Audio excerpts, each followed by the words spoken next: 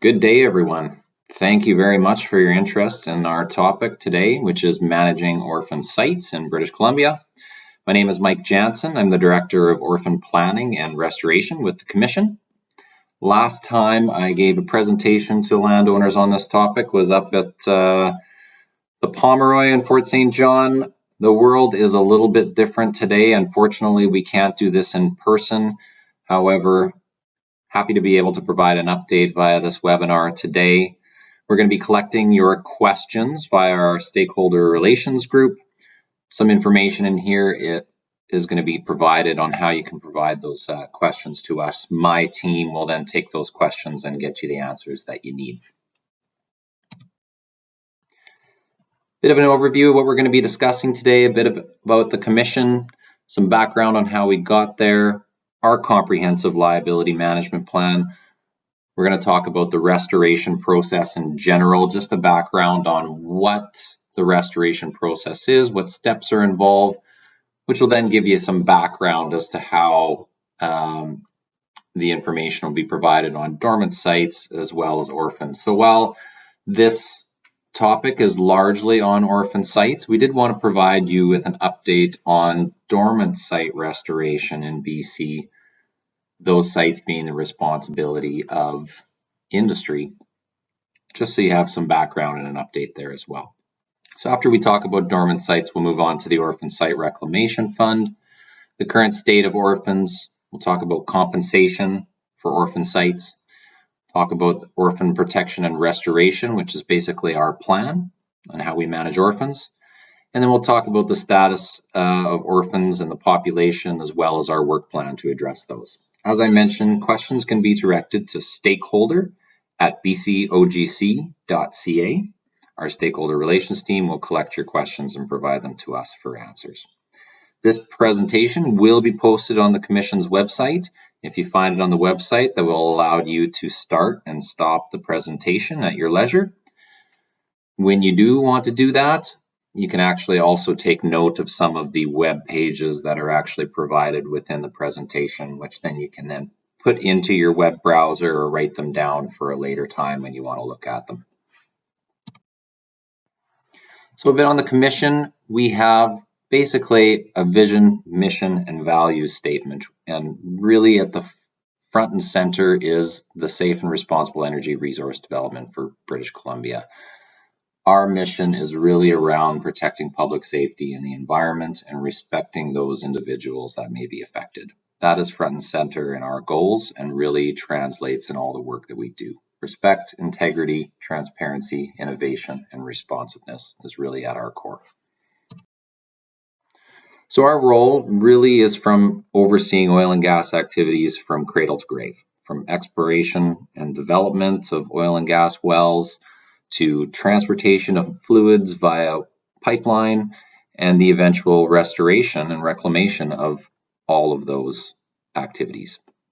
Our role is also expanded to include refineries, value-added gas and liquids processing, and also geothermal power generation. We're located throughout BC. Our largest contingent of our staff is in the Northeast BC, where the oil and gas activities largely occur. To support some of the activities that are occurring towards the coast in LNG, we also have some staff offering in Terrace. We're also located throughout Prince George and in the interior in Kelowna and down to the island. So a bit of a background on where we've come from regarding liability management and our overall strategy for managing restoration and also orphan sites. In February of 2018, we received a mandate letter from our new minister, Mungel.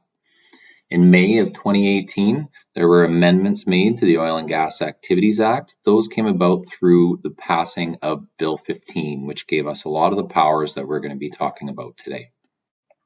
In March of 2019, the BC Auditor General's report came out on the Commission's management of non-operating oil and gas sites, which is basically those inactive sites that need to be restored. We were in preparation of our comprehensive liability management plan before that time, and in May of 2019, we had released it in response to the BC Auditor General's report. So on the Comprehensive Liability Management Plan, released in May 2019, there was really three components. Improving the rate of inactive site restoration, which was addressed through our release of the dormancy regulation. The second on modernizing liability management, and liability management really being around ensuring that operators carry the financial risks of restoration through to closure. And then also around addressing orphan site restoration in BC. Today, we'll give you an update on point 1, which is around the dormancy regulation, and point 3, obviously being the Orphan Site Reclamation Fund. This comprehensive liability management plan is our path forward. It's basically a lens into how we are addressing unrestored oil and gas sites under the lens of protecting public safety and the environment. So a bit of a background, which will give you some information as we go through some terms that you're going to see throughout the presentation. Some people may be very familiar with this process, others not so much. So the first step basically in this restoration process is the deactivation process. And that is pigging and purging pipelines, draining equipment of fluids and gases so that it can be left in a safe state. The second part of that the restoration process is regarding well abandonment. And when we speak of abandonment, we mean the permanent plugging downhole of oil or gas reservoirs. And then once we've plugged downhole, cutting and capping the well bore below grade. The third part of that process is the site decommissioning. That's dealing with any facility infrastructure that's on site. So we're removing and we're salvaging or disposing of that equipment. We talked about the deactivation earlier, which really dealt with evacuating this equipment of any fluids and gases. So here we're just dismantling and we're removing that facility equipment off site.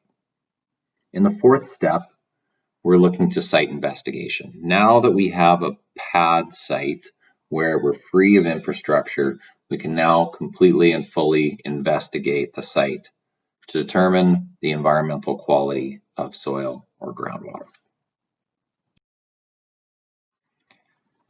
If there are any impacts that are found throughout the site investigation process, it doesn't happen all the time, but it does happen from time to time, we can move into the remediation process. So site investigations may uncover potential for contamination, and that is dealt with through the remediation process. In the sixth step, once we're confirmed that the environmental quality of the site is suitable, we can then proceed to reclamation. Now we're redistributing the soils, we're reestablishing contours and drainage patterns. In the case of private land or a lot of landowners that are watching this right now, we're also working with you in the process to determine what your goals are for the site, how you may want to utilize your property in the end of the day. And when we're dealing with agricultural land or agricultural land region, we're also meeting the requirements of the Agricultural Land Commission to assure that we're protecting this high value land. So that first point in the Comprehensive Liability Management Plan was improving the rate of inactive site restoration. So how are we accelerating oil and gas site cleanup? There are approximately 10,000 wells in BC that are no longer active. These may be inactive sites or abandoned wells. Again, the wells that may be permanently plugged, but they have not yet been restored. So since May 2019, the Commission has implemented the dormancy regulation, and that regulation is really around setting required timelines for that restoration process. It imposes it in regulation.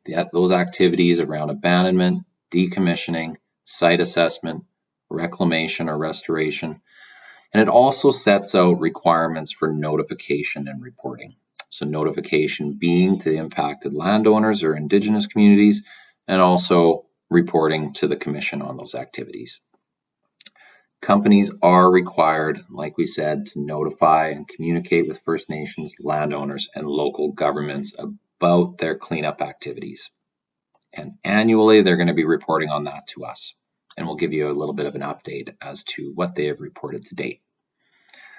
It's important to note that dormant site restoration is the responsibility of permit holders. So we throw these terms around. We're talking about dormant sites. We're talking about orphan sites, dormant sites, those 10,000 inactive wells that occur throughout Northeast BC are the responsibility of permit holders. When we're speaking about orphans, that special designation the Commission gives, those are different.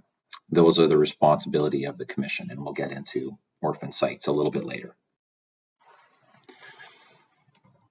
So permit holders, industry operators, are required to report to the Commission on their work, but they're also required to tell us about their work plans. So this slide basically speaks to some of what they had told us of the work that they were planning. In 2019, 53 companies were planning to complete work. In 2020, that increased to 66.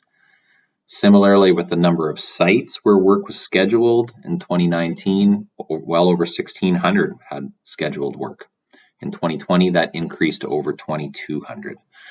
So this really speaks to how the regulation is increasing the amount of activity with time. It is intended to ramp up the activity so that restoration rates start increasing. Towards the bottom portion of the slide, you're seeing the difference of the types of activities and the number of sites where those activities are occurring in both planned years of 2019 and 2020.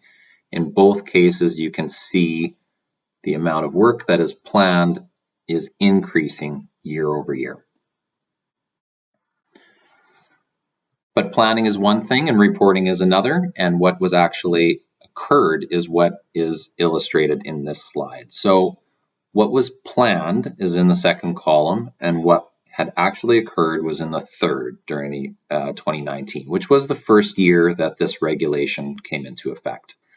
So you can see, for example, decommissioning, the amount of planned work was a bit higher than the actual work that took place. The similar case for assessment and restoration. Those variances in 2019 were largely due to the wet weather that had occurred last year. We've experienced some again this spring.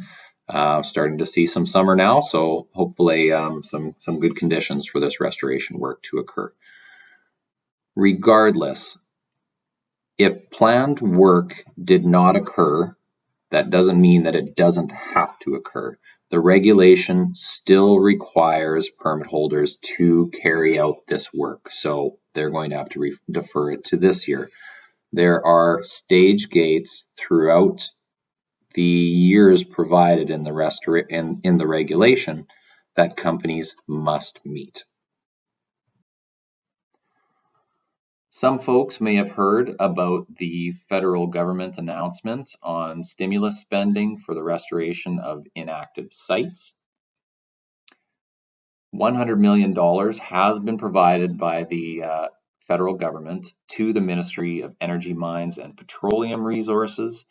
They are going to be distributing those funds to complete eligible restoration activities on dormant sites. Service providers in BC can apply to the ministry to receive funding for a portion of that work. In addition to that, dormant sites may also be nominated by landowners, local governments, and Indigenous communities, which then the ministry will use to determine where some of that funding may be directed. More information on this funding and how it is to be administered is found in the ministry's website. We've provided you a link here, which you can then use to learn more. Site Reclamation Fund, some background here. This is really about how the Commission addresses concerns about inactive and abandoned sites where there may not be a viable operator. In the cases where an operator is insolvent or we can't find them, the Commission may designate the operator's sites as orphans. So once we've declared an orphan site, the Commission can use the Orphan Site Restoration or Reclamation Fund to carry out the restoration of those sites. It's important to note that landowners are not responsible for orphan sites on their land. We have heard this question before. Part of our overall comprehensive liability management plan is so that someone is responsible for restoration, not the public, not landowners. So in the case of dormant sites, it's industry. If the industry should fail, then the Orphan Site Reclamation Fund is used to carry out that work. Funding for the Orphan Site Reclamation Fund. Supported by new legislation, we talked about Bill 15. The fund is basically made whole by a levy on industry permit holders to cover the cost of orphan sites. So permit holders must pay this levy, the annual amount right now being $15 million per year. The amount that each permit holder must pay is based on their percentage of the total liability in the province. So if a permit holder, for example, holds 10% of oil and gas site liability in BC, they're going to pay 10% of the annual levy requirement. In that case, it would be $1.5 million. So a bit on the population of sites in BC and how many are orphaned. There are almost 26,000 total wells in BC. Some of those have been restored already. More than 97% of those wells are in the care and control of a viable operator. Less than 3% are designated orphan wells, in which case the Commission has taken on the management of those sites. Moving forward to the population of orphan sites, as of April of this year, a total of 357 orphan sites existed in BC. Due to a significant amount of work that we had been completing over the last couple years, more than 90% of those sites had been decommissioned, meaning that the wells have been plugged or abandoned downhole and equipment has been removed from the surface, and more than 16% of those sites had been restored. So as of June of this year, that orphan population had spiked to 770. That includes designations that followed the insolvency proceedings of Ranch Energy. I'm sure that there are people that are watching here that have been waiting patiently for the conclusion of those proceedings. Those designations did take place in June here.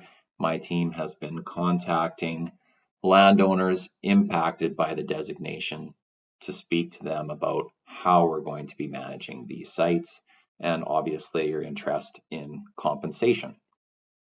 So even though there was a spike in the population here, we're going to be talking to you about how we're managing that spike and how we're able to still address the restoration of these sites in a timely manner. We want to make it clear that it is not the responsibility of the landowner to pay property taxes owed by oil and gas companies on their land. So BC Assessment may have provided these to landowners in certain circumstances. We want to make it clear it is not the landowner's responsibility to pay. The Commission has not been granted any powers to address these property taxes or address rental payment in the form of compensation or liens on personal property. So we've engaged the Ministry of Energy, Mines and Petroleum Resources about liens, and they're looking for ways to prevent and address the issue. Landowners with liens on their sites are encouraged to contact the Land Title and Survey Authority to inquire about removing that lien on their land. For sites that are not orphans, I mentioned the compensation process or the rental payment oversight. those missed rental payments may be pursued by the Surface Rights Board. They are the entity who is responsible for compensation on private land, as well as right of entry. In the case that we do have an orphan site and an affected landowner, the Commission can compensate those landowners for missed rental payments. There are really two mechanisms where we can consider full compensation for missed rental payments when a landowner has an orphan site on their property. The first being to deal with back payments, and those might be payments that were due prior to the date in which a site was designated orphan. So those landowners that are looking to obtain compensation for missed back payments need to obtain an order from the Surface Rights Board. So if a rental payment was missed in April, a site was designated here in June, you can obtain an order for payment from the Surface Rights Board and then submit that to the Commission for consideration as to whether we can compensate for that back payment. So again, we have a number of orphan sites that were designated here in June. We understand that there are a number of landowners throughout the ranch energy proceedings that may not have been paid. If there are orphan sites on their property now as a result of those proceedings, any of those payments that were owed to you prior to June when we designated the sites, you can submit to the Surface Rights Board to obtain orders and then provide those to us. And we've been in touch with many of you on this process and will continue to, and we'll walk you through this process as well. For any payments after the date of designation, so again, for example, sites that were designated here in June, you have an upcoming payment in August, you can submit an application to the Commission for ongoing compensation for those missed rental payments. We'll automatically process those every year moving forward. You also have the ability, if you don't want to apply for the Commission and you want to continue to apply through the Surface Rights Board and obtain orders, you can do so, and you can continue to supply those orders to us if you don't want to apply through us. The choice is yours. So we're currently working with landowners affected by orphan sites as a result of the ranch energy insolvency proceedings.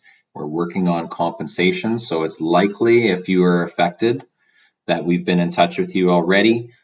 If not, we will be very soon. We're working to process the backlog of these applications so that we can get folks compensated under the regulation to the extent that we're able. So we have a protection and restoration plan that we implement for orphan sites. This provides just more of a general outline on how we go about addressing the work that needs to occur on orphan sites. So it's really first and foremost to demonstrate what we need to do to protect public safety in the environment in the near term, and then how we're going to work to restore sites over time. So protection of public safety in the environment being our number one priority. That's going to happen as a result of deactivating pipelines and working to abandon high priority wells within the first year, so within the first 12 months. So again, on that process we spoke about earlier, deactivating, meaning depressurizing equipment, draining fluids and gases, and pigging and purging in pipelines. That leaves our infrastructure in a safe state. And again, we prioritize wells on the basis of future risk.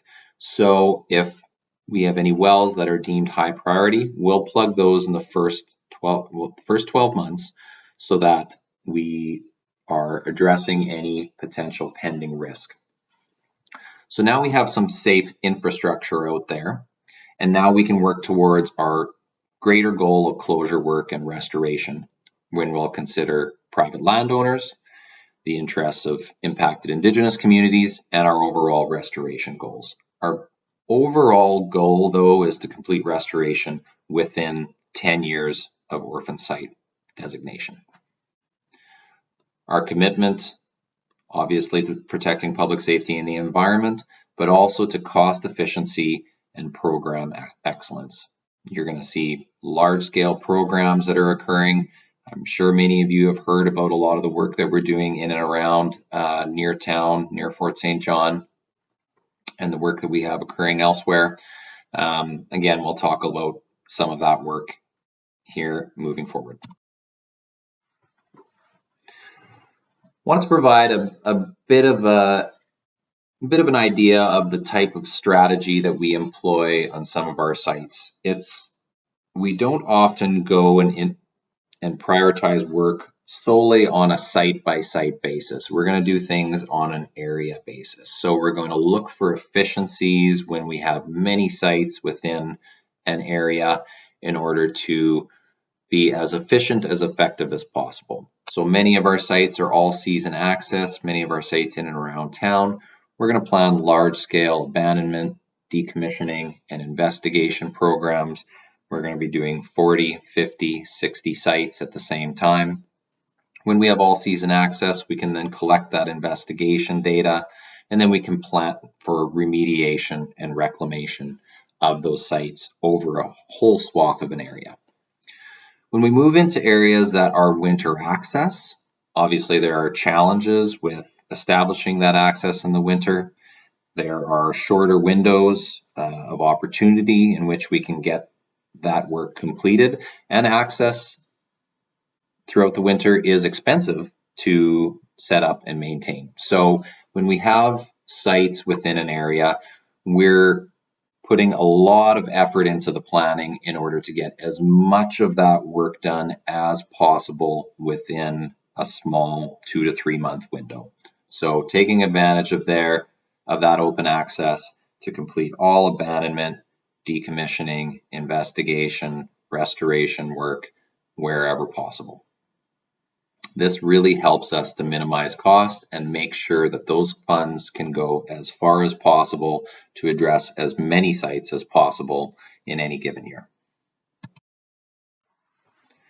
So a bit more on our existing orphan population. We talked earlier about the increase to 770 orphan sites in BC.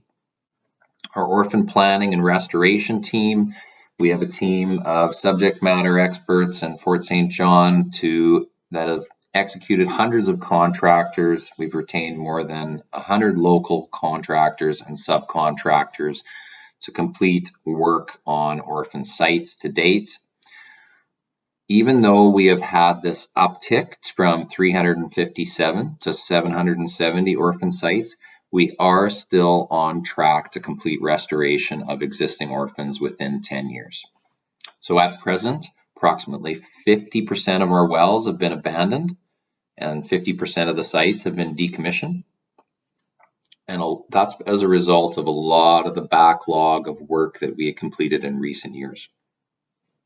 So that's going to allow us to continue to focus on the remaining well abandonments that we have, but also we have a lot of work that we can focus on in reclamation, which will add to the 56 sites that we have already fully completed.